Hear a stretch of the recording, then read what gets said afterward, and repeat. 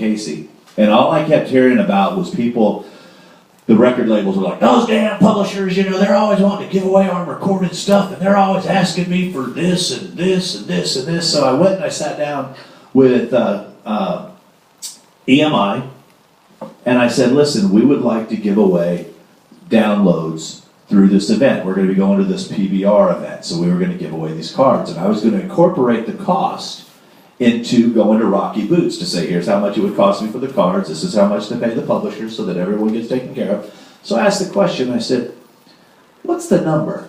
You know, what is that magic number where everyone's happy? Is it a quarter? Is it 50 cents? What is it? Turned out to be that it was, I think it worked out to be right around $50, 1,000, where everybody was happy. And I'm like, we've been arguing over $50. And then I asked a better question. I said, okay, who will deliver it to me and in what form so we can keep track of the 1,000? They're like, oh, don't worry about it. You can just send them out the MP3. I'm like, so wait a minute. I just paid you $50 for 1,000, but you don't know whether I give away 1,000 or 2,000. They weren't even keeping up with her stuff. Let's say it was her song. Then I was writing like, okay, this is getting even weirder at this point. So then you have to go to the record company and says, we're not going to give away 10,000 downloads. We had gotten approached to do 17 magazine. So 17 wanted to offer an exclusive song of Taylor's, and they would give her the cover, and she was going to get like this 5-page spread. So with the math that Amanda just did, basically it's about $500. And all of a sudden they're like, we can't be, I said, excuse me, do you know how much the front cover of 17 magazine costs? A lot more than $500. You know how much a 3-page spread?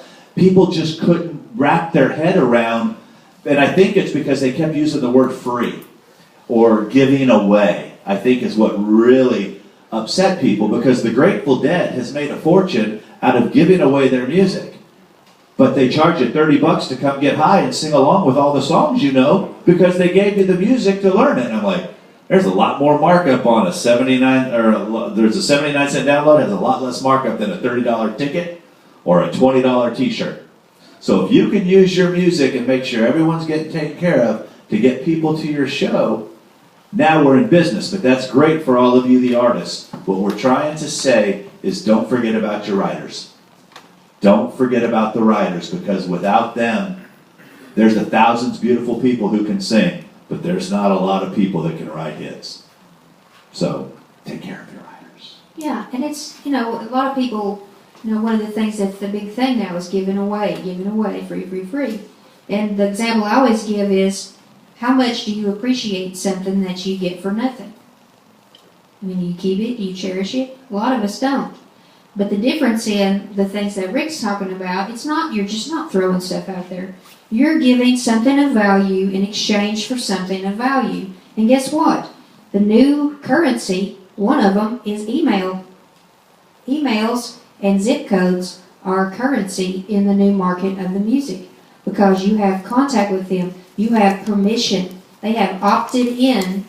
That's a big thing. That's right. They have opted in to receive information from you. Then you get to begin that cycle of building their trust by educating them about who you are, about what it is you care about, and then you can eventually, perhaps, if they stay with you, sell them some products. But it doesn't just come from you get the email and you sell. I mean, that's the mistake that a lot of us make, you know, just not even knowing and not even thinking about putting ourselves in the position of our fans.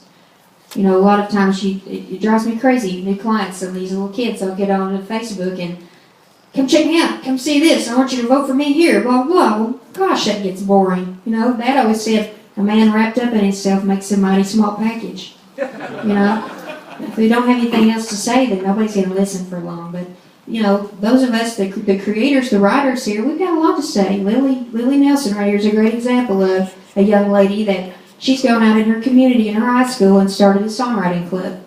And she's helping educate the young men and women in her high school about copyright and about songwriting and craft and publishing.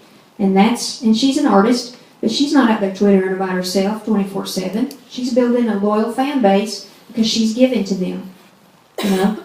And that's what we talk about with Taylor. Everybody thinks that she just magically showed up and, you know, started grossing $54 million a year. That was a work in progress. You know, when she first started, she started coming to this town when she was 12 years old. She started songwriting. She started building her craft. She started learning what it is that people her age wanted. And when we started, we had MySpace. That was it. Facebook wasn't here, Twitter, YouTube, none of that stuff. And we didn't have downloads. The concept wasn't quite there yet because we didn't have the distribution means. So everybody goes, well, how was she able to do it? It goes back to what Amanda just said. All she had to give them was herself. So she learned how to listen. She learned how to ask them what they were interested in. She learned what made them stay up at night and cry. And then she wrote about it. Because a great song is something that you have to play over and over and over again to get you through that emotion. I always tease people. I said, how is it that Live Like You Were Dying and Tequila Makes Your Clothes Fall Off both be #1 songs in the same year? Because they both trigger different emotions. And that's the thing about when you sit down, I always say, make them cry, make them buy. You know, you sit down. I can remember the first time I was a program director with 3 Wooden Crosses. Holy cow. How could you not just start just thinking? So that's what we're encouraging you to do, is build relationships, find out about your audience, become friends with them. You'll write better music that will be bought. You'll sell more of everything because you know what your consumer wants. If you'll hush for a second and find out what their needs are and not just your needs. Wouldn't it be great? Most of us with our friends, we know what they drink, what they eat, what they like, why they order the food they order. Imagine if you knew that about your fan base. You have such the tools today to be able to find those things out. Just a simple little Twitter thing. Hey, stand in front of this soda. Do I get a Diet Coke or a Dr. Pepper? Everybody comes back and says Dr. Pepper. Ding, ding. Now you know. Right down. My group likes Dr. Pepper. Hey, I'm thinking red hat, blue hat. What do you think? Oh, red hat. Great. My group likes red hats. Hey, I've got 2 stores to choose from. Forever 21 or Buckle. Forever 21. Great. Next time I see a coupon for Forever 21, I take a picture of it with my phone and tweet it out to my friends. Hey, thought of you guys, might like $5 off at Forever. It's as simple as just asking questions, getting to know who your audience is, and then making sure that you're sending them the things that you're supposed to send them. We have time for questions, and then I want to shut down a little early here so that you guys can network and get a chance to meet with Diane and Amanda. And then some of us are going over to Eric's memorial that's still going on over at CMA. That's why we're missing quite a few people here tonight. Does anybody have any music-related question? You came here going, I want to find out about this. Anything whatsoever. I was thinking that I might not have fully addressed his question about the sync fees and the sync licensing. He just now basically got a cell phone. So it might take, no, I'm just kidding. Funny story, Cora kept going. She goes, I keep texting Denny and he won't respond back. Turns out she was texting his home phone. And we had to teach young people, not everybody has pick up the phone and call people still. We forget to communicate. So sync again, go ahead. Yeah, the reason that sync is really important in one of these rights to copy that we've talked about today is because for independent musicians, independent artists, and songwriters, it's a really huge growth market for us. And the reason is because when you sign off on a sync placement, that means that a television or film or an advertiser, they're wanting to use your song, and not just the song itself, the C copyright, but they're wanting to use your recording of that song in synced up with their moving images. So whether they want to put it in their TV show, they want to put it in their movie, they want to do an advertisement with your song.